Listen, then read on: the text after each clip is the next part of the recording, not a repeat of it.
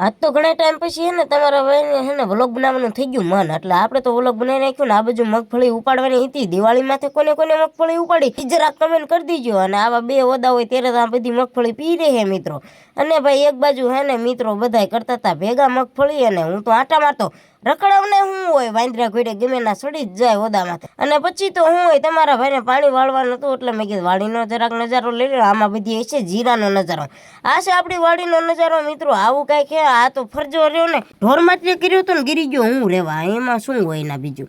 અને પછી તો હે ને તમારા ભાઈને પાણી વાળવાનું હતું, એટલે બોટલ લઈને નીકળી ગયો તમારો ભાઈ ખેતર તરફ. બીજું શું હોય ભાઈ, હાલવાના લટપટા. આ કે અમારો વ્લોગ ઉતારી લ્યો ને ભાઈ, થોડોક એનો પણ વ્લોગ ઉતારી લીધો ને. આ છે કપાની ક્વોલિટી મિત્રો. કપાની ક્વોલિટી કેવી છે, કદડો તો નથી હાલતો ને, જરા કમેન્ટ કરતા જજો તમારા ભાઈને. ફરી વખત એક આખી વાડી તમને બતાવી દઉં.